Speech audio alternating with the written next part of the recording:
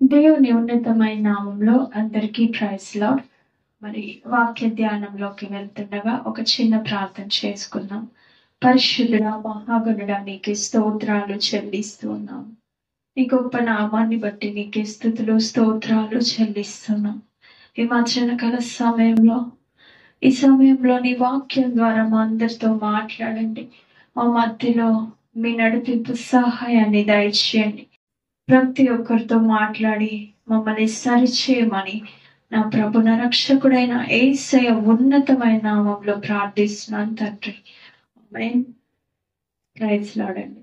మరి ఈరోజు దేవుని సన్నిధిలో మనము ధ్యానించుకోవాల్సిన ప్రాముఖ్యమైన విషయాలు ఏంటంటే, ప్రార్థన అనేది మన జీవితంలో ఎటువంటి విజయాలని ఇస్తుంది, మన జీవితంలో దేవుని సన్నిధికి దూరం చేసేటువంటి లక్షణాలు ఏంటి, ప్రార్థన మన జీవితంలో మరి లేకపోతే మనం ఎటువంటి స్థితిలోనికి వెళ్ళిపోతాము, మన జీవితము ఏ విధంగా ఆత్మీయ జీవితం అనేది ఏ విధంగా పాడవుతుంది అనేది మనము తెలుసుకుందాం.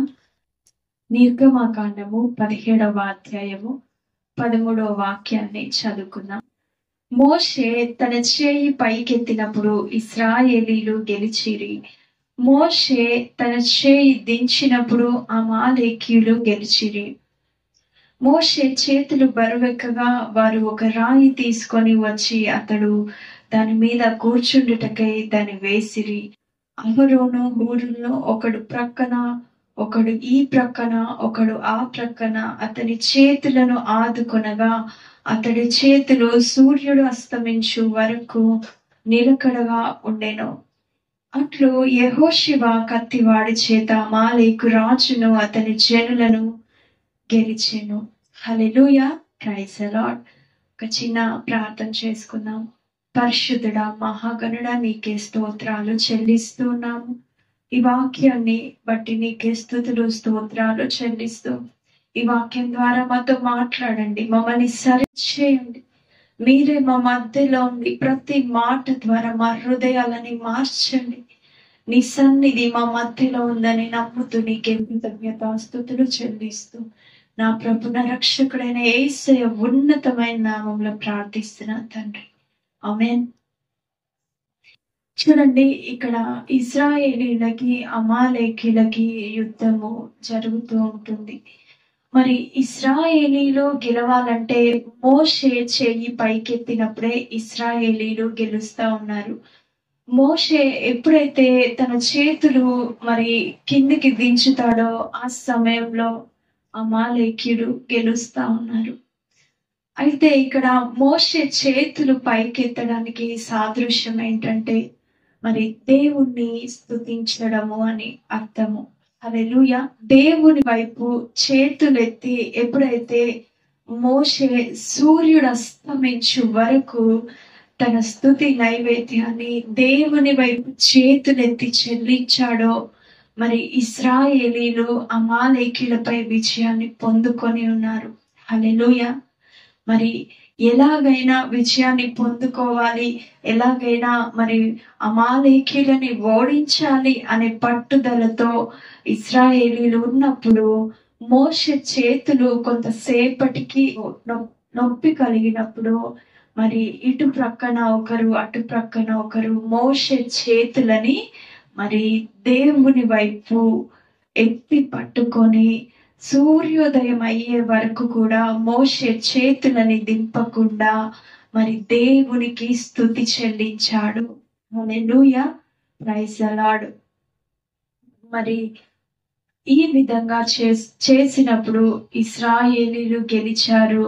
యెహోషువ అమాలేకీల రాజుపై విజయాన్ని పొందుకున్నాడు. హల్లెలూయా, ప్రైజ్ ది లార్డ్. ఈ రోజు మన జీవితంలో విజయాలని పొందుకోవాలి అంటే మన స్తుతి నైవేద్యము దేవుని సన్నిధిలో ఉండాలి. హల్లెలూయా. నిత్యము మనము దేవుని సన్నిధిలో స్తుతి నైవేద్యాన్ని చెల్లిస్తున్నామా, దేవుణ్ణి స్తుతిస్తున్నామా, దేవుణ్ణి ప్రార్థిస్తున్నామా గమనించుకోవాలి. ఈరోజు మన జీవితంలో ఓటమికి కారణం ఏంటో తెలుసా అండి? ప్రార్థించకపోవడమే. మోషే లాంటి మరి గొప్ప ప్రవక్తే ఇశ్రాయేలీలు గెలవాలి అని సూర్యుడు అస్తమించే వరకు తన చేతులు పైకెత్తి నొప్పి కలిగినా మరి ఇటు పక్కన అటు పక్కన ఒకరు కూర్చొని ఒక బండ మీద తనని కూర్చోబెట్టి మరి రెండు చేతుల్ని ఇద్దరు ఎత్తి పట్టుకొని ఉన్నప్పుడు మరి యెహోషువ అమాలేకీయులపై విజయాన్ని పొందుకున్నాడు. హల్లెలూయా, ప్రైజ్ ది లార్డ్. ఈరోజు స్తుతికి ఎంతో శక్తి ఉంటున్నది, ప్రార్థనకి ఎంతో శక్తి ఉంటున్నది. అది గ్రహించలేనటువంటి వారు ఎంతో మంది ఉంటూ ఉన్నారు. కనుక ఎంతో మంది ఉంటున్నారు. కనుక ఈరోజు మన జీవితంలో ఆత్మీయ జీవితానికి కావలసినటువంటి పునాది ఏంటంటే ప్రార్థనా జీవితం.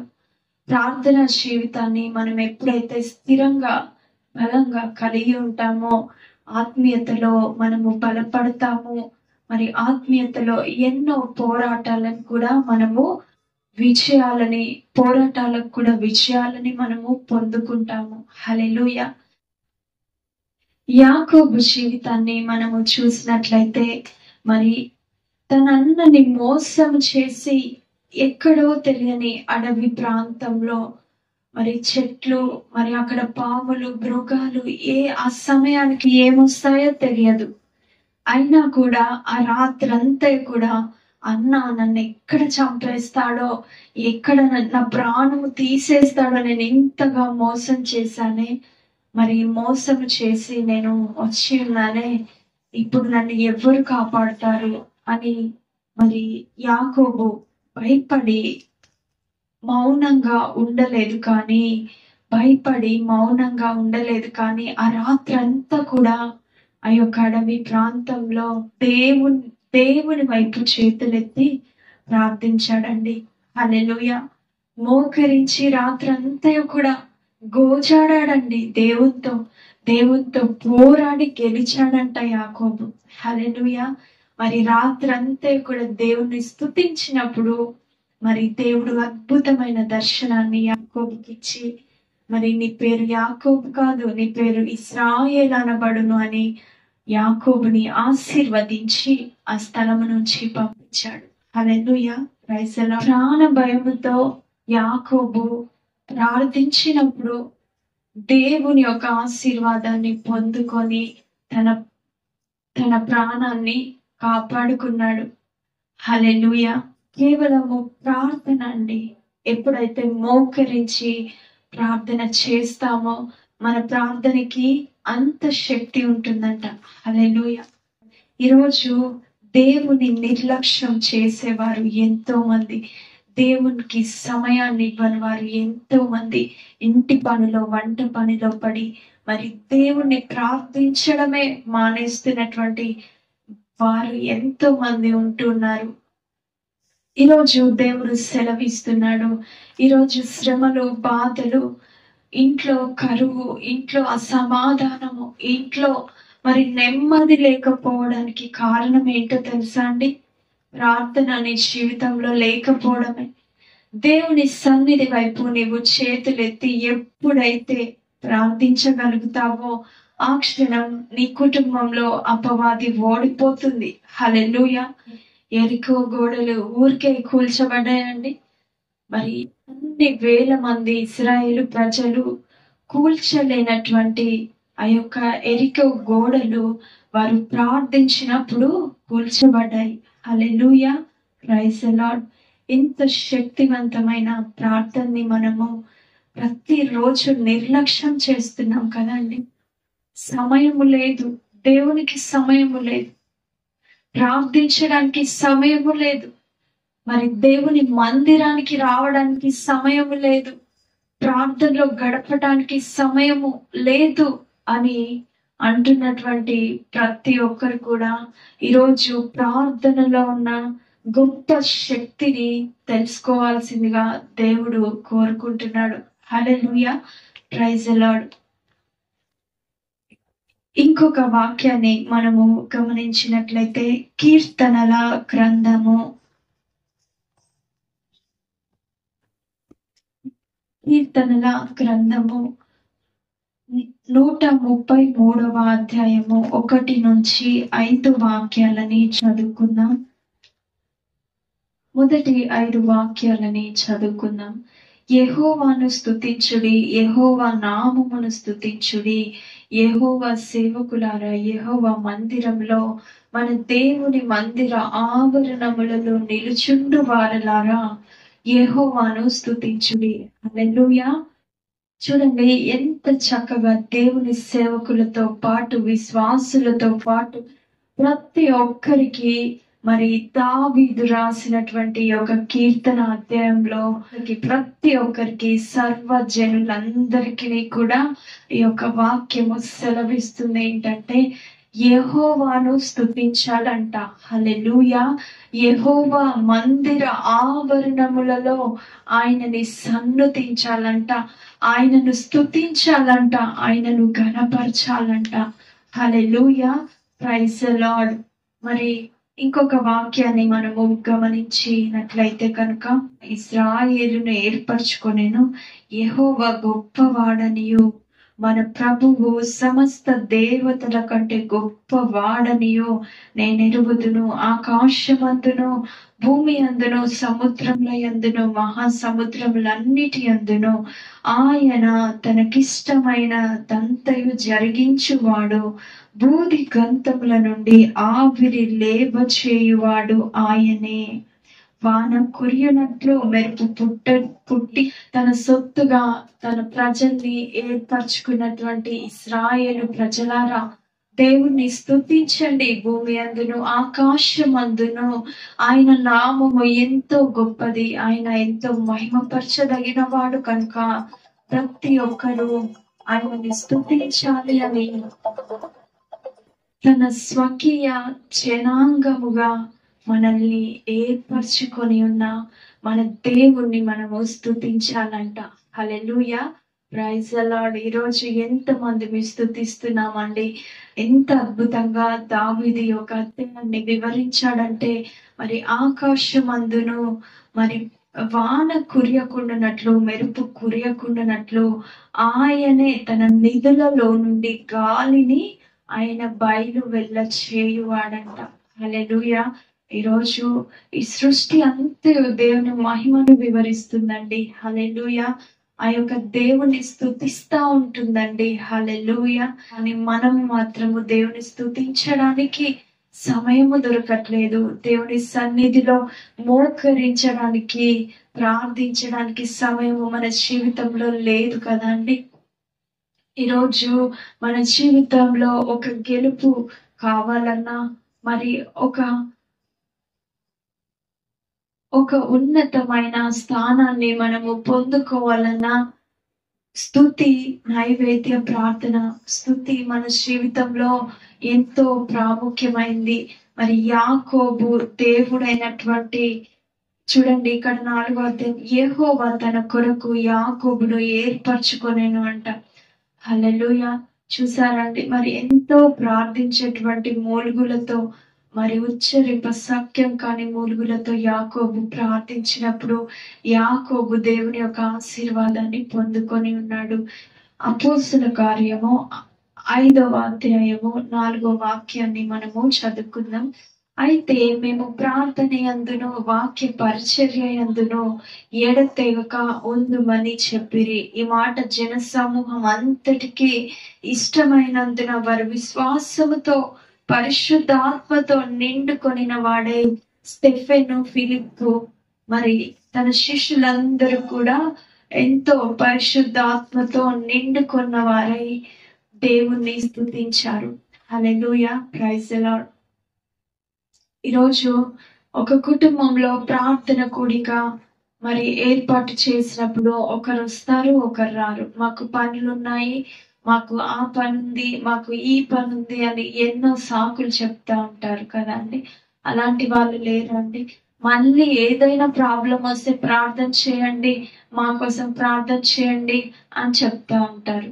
ఈరోజు నీ కుటుంబంలో ప్రార్థన, నీ కుటుంబంతో కలిసి ప్రార్థించినట్లయితే, చూడండి ఇక్కడ అపోస్తులంట ఒకరి పట్ల ఒకరు ఎడతెగక మరి ప్రార్థనలో పట్టుదల కలిగి ఉన్నారంట. హల్లెలూయా. మరి ప్రార్థనలో పట్టుదల కలిగి ఉన్నప్పుడు మరి దేవుని యొక్క ఆత్మ వారందరి మీద కృమ్మరించబడిందంట. హల్లెలూయా. Praise the Lord. చూడండి, వాక్య పరిచర్య యందు, ప్రార్థన యందు ఎడతెగక, అంటే సమయం అనక అసమయం అనక దేవుని సన్నిధిలో మనము ప్రార్థించవలసిన వారంగా ఉండాలి. హల్లెలూయా. ఈరోజు మరి శిష్యులు పట్టుదల కలిగిన ప్రార్థన జీవితాన్ని, వాక్య పరిచర్యని మరి కొనసాగించడం వల్ల ఎన్ని అద్భుతాలు శిష్యులు చేశారు. దేవుడు శిష్యుల ద్వారా ఎన్నో అద్భుతాలు ఎలా చేయగలిగాడంటే, మనలాంటి మనుషులే కదా వాళ్ళకి, మనలాంటి మనుషులే కదా వాళ్ళు, మనలాంటి జీవితమే కదా వాళ్ళు జీవించారు. అంటే వారి జీవితంలో ఎడతెగని ప్రార్థన జీవితము కలిగి ఉన్నారు. హల్లెలూయా. వారి జీవితాల్లో చేసినటువంటి అద్భుత కార్యాలని దేవుడు ఈరోజు మన జీవితంలో ఎందుకు చేయట్లేడు అంటే, ఈరోజు నీ కుటుంబంలో ప్రార్థన జీవితం ఉంటున్నదా? దేవుని కోసం ప్రయాసపడే, దేవుని సన్నిధిలో మొరపెట్టే ప్రతి విషయంలో దేవుని మీద ఆనుకునేటువంటి జీవితాన్ని కలిగి ఉంటున్నామా? గమనించుకోవాల్సిందిగా ప్రభు తెలియచేస్తున్నాడు. మొదట ప్రియారిటీ దేవుని సన్నిధికి, దేవునికి మన జీవితంలో ఇచ్చినట్లయితే ప్రతి విషయంలో మనము విజయాన్ని చూడగలుగుతాము. హల్లెలూయా. Praise the Lord. మరి ఆ యొక్క మేడ గదిలో అపోస్తులు స్తుతించినప్పుడు ఆయన ఆత్మ దిగి వచ్చిందండి. ప్రతి ఒక్కరు భాషలతో మాట్లాడి, మరి అన్య భాషలతో మాట్లాడి దేవుని యొక్క అభిషేకాన్ని, దేవుని యొక్క ఆత్మ నింపుదలని కలిగి ఉన్నారు. హల్లెలూయా. ఈ రోజు ఆ యొక్క ఆత్మని మన మీద కూడా కృమ్మరించబడాలంటే స్తుతి నీ కుటుంబంలో ఉండాలి. మరి దేవుని సన్నిధిలో ప్రార్థించడం అనేది, ప్రార్థన జీవితము, దేవుని స్తుతి నీ కుటుంబంలో ఉన్నప్పుడే దేవుని యొక్క ఆత్మని మనము పొందుకోగలుగుతాము. హల్లెలూయా. Praise the Lord. దేవుని యొక్క సన్నిధి ఎక్కడ ఉంటే అక్కడ విజయమే కదండి. దేవుని సన్నిధి మన మీద కృమ్మరించబడాలి అంటే ప్రాముఖ్యంగా ప్రార్థన, దేవుని సన్నిధిలో మోకరించి సాగిలపడి స్తుతి చెల్లిస్తూ ఆయన సన్నిధి వైపు కనిపెట్టుకుంటూ ఉండే వారి మీద దేవుని సన్నిధి కృమ్మరించబడుతుందంట. హల్లెలూయా. దేవుని సన్నిధి ఎక్కడుంటే అక్కడ విజయాలు, ఆ కుటుంబంలో సమాధానము, ప్రార్థన కలిగిన కుటుంబాల్లో సమాధానము, ప్రార్థన కలిగిన కుటుంబాల్లో దేవుని యొక్క సంతోషం ఉంటుంది. ఎంత ఎక్కువగా నీవు దేవుని స్తుతిస్తే అన్ని విజయాలని, అంత సమాధానాన్ని నీ కుటుంబంలో పొందుకోగలుగుతామని దేవుడు ఈ రోజు మనందరితో మాట్లాడుతున్నాడు. హల్లెలూయా. Praise the Lord. మరి ఈ వాక్యం ద్వారా దేవుడు మనందరితో మాట్లాడాడని నమ్ముతున్నాను. ఎంతో మంది మరి ఎస్తేరు కూడా ప్రార్థించినప్పుడు, మరి ఎస్తేరు కూడా ప్రార్థించినప్పుడు విజయాన్ని చూసింది కదండి. చూడండి, మరి కొన్ని సంవత్సరాలుగా జకర్యా, ఎలిజబెత్ మరి గర్భఫలం కోసం ప్రార్థిస్తున్నటువంటి సమయంలో వారికి ఎన్నో దినాలైన తర్వాత ప్రార్థిస్తుండగా మరి జకర్యాకి మరి దూత ప్రత్యక్షమయ్యి, నీ ప్రార్థన వినపడినది, జకర్యా భయపడకు అని చెప్పినదంట. హల్లెలూయా. Praise the Lord. చూసారండి, జకర్యా చేసినటువంటి ప్రార్థనకి దేవుని యొక్క దూత ఏ విధంగా ఆశీర్వదించి ఉంటున్నదో. నీ ప్రార్థన వినపడినది జకర్యా, ఇక నీవు భయపడకు, నీ యొక్క భార్య అయినటువంటి ఎలిజబెత్ గర్భము ధరించును అని ఆశీర్వదించిందంట. హల్లెలూయా. Praise the Lord. మరి జకర్యా, ఎలిజబెత్ స్టోరీ చాలా బాగుంటుందండి. వారి జీవితంలో మరి బాప్టిజం ఇచ్చి యోహాన్ అనే గొప్ప కుమారుని పొందుకొని ఉన్నారు. మరి ఏ విధంగా అంత గొప్ప కుమారుని పొందుకొని ఉన్నారంటే, ప్రార్థన ద్వారానే వారు ఆ గర్భాన్ని ధరించగలిగారు, ఆ యొక్క గర్భాన్ని పొందుకోగలిగారు. అందరికీ ప్రైజ్ అలాడ్. మనము ఇప్పుడు దేవుడు చెప్పిన ఆజ్ఞల్లో మొదటి ఆజ్ఞ నేర్చుకుందాము. మత్తయి సువార్త చాప్టర్ 22 వర్సెస్ 37. నీ పూర్ణ హృదయముతో, నీ పూర్ణ మనస్సుతో, నీ పూర్ణ ఆత్మతో నీ దేవుడైన ప్రభువును ప్రేమించవలెను. నీ పూర్ణ హృదయంతో అంటే మన పూర్ణ హృదయంతో మనం దేవుణ్ణి ఆరాధించాలి. నీ పూర్ణ మనస్సుతో అంటే మన పూర్ణ మనస్సుతోని మనం దేవుణ్ణి ప్రేమించాలి. నీ పూర్ణ ఆత్మతో అంటే మనం దేవుణ్ణి ఆరాధించాలి. ఇవన్నీ చేస్తేనే మనం పరలోక రాజ్యానికి వెళ్తాము. అందరికి ప్రైజ్ అలాడ్. మరి దేవుని ఆజ్ఞలో మొదటి ఆజ్ఞ నిన్ను వలని పొరుగు వారిని ప్రేమించాలి. రెండోది నీ పూర్ణ హృదయంతో, నీ పూర్ణ మనస్సుతో, నీ పూర్ణ ఆత్మతో నీ దేవుడైన యెహోవాను సేవించాలి. మరి ఈరోజు ఎంతమంది పూర్ణ హృదయంతో దేవుణ్ణి ప్రార్థిస్తున్నాం? ఎంతమంది మన పూర్ణ ఆత్మతో దేవుని స్తుతిస్తున్నాం? గమనించుకోవాలి. దేవుని స్తుతించడము, దేవుని వైపు మరి దేవుని ప్రార్థించడం అది మనకి ఆజ్ఞ అయి ఉన్నది. మన అవసరాల నిమిత్తమై ప్రార్థించడం కాదు, కానీ అది దేవుని యొక్క ఆజ్ఞ అని మనము గమనించాలి. దేవుని యొక్క ఆజ్ఞ, దేవుని సన్నిధిలో మోకరించి సాగిలపడి మన పూర్ణ హృదయంతో మనము ప్రార్థించడము దేవుని యొక్క ఆజ్ఞ అని మనము గమనించాలి. మరి వాక్యం ద్వారా మనందరితో దేవుడు మాట్లాడడం నమ్ముతూ మీ జీవితాలలో గొప్ప విజయాలని, గొప్ప ఆశీర్వాదాలని పొందుకోవాలని ఆశ కలిగి ఉన్నారా? అయితే ఈ క్షణమే మోకరించండి, దేవుని సన్నిధిలో లోబడండి, మోకరించి ప్రార్థించండి. దేవుని సన్నిధి వైపు చేతులు చాపి ఆయనను స్తుతించండి.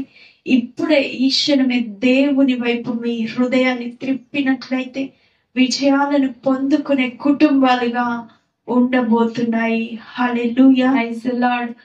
మరి అందరం కళ్ళు మూసుకుందాం. పరిశుద్ధుడా, మహాగణుడా, నీకే స్తోత్రాలు చెల్లిస్తున్నాము. నీ గొప్ప నామాన్ని బట్టి నీకే స్తుతులు, స్తోత్రాలు చెల్లిస్తున్నాము. అవును తండ్రి, ఆనాడు ప్రార్థించినప్పుడు, యాకోబు ప్రార్థించినప్పుడు నీవు గొప్ప ఆశీర్వాదాన్ని దయచేసావు. ప్రాణ భయముతో ప్రార్థించినప్పుడు నీవు ఆ యొక్క ప్రాణ భయాన్ని తప్పించిన దేవుడవు. నీకే స్తోత్రాలు, నీకే వందనాలు చెల్లిస్తున్నావు తండ్రి. ఆనాడు నాయన ఎస్తేరు ప్రార్థించినప్పుడు నీవు ఎస్తేరు పక్షమున న్యాయము జరిగించిన దేవుడవు. దావీదు ప్రార్థించినప్పుడు ఎన్నోసార్లు సౌలు నుంచి విడిపించిన దేవుడవు.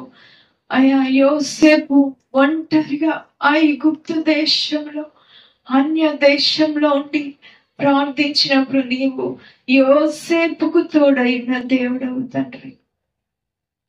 ఈనాడు మోషే చేతులెత్తి నేను స్తుతించినప్పుడు మోషే ఇశ్రాయేలు ప్రజల్ని గెలిపించిన దేవుడు. అపోస్తలులు ప్రార్థించినప్పుడు నీ ఆత్మని సంపూర్ణముగా కృమ్మరించిన దేవుడు. ఆ మేడ గదిలో నీవు కృమ్మరించినటువంటి ఆత్మని మా మీద కృమ్మరించండి. అటువంటి ప్రార్థన జీవితాన్ని మాకు దయచేయండి. ఆనాడు అపోస్తలులకు ఇచ్చినటువంటి గొప్ప నీ యొక్క ఆత్మని, అభిషేకంని, ఆ ప్రార్థన విశ్వాసంలో, వాక్య పరిచర్యలో, ప్రార్థనలో పట్టుదల కలిగినటువంటి జీవితాన్ని మాకు దయచేయండి నాయన. ఆయా నీకే స్తోత్రాలు, వందనాలు చెల్లిస్తూ ఉన్నాం. ఈ యొక్క చిన్న ప్రార్థన నా ప్రభున్న రక్షకుడైన యేసయ్య ఉన్నతమైన నామంలో ప్రార్థించి వేడుకుంటున్నాను తండ్రి. ఆమేన్.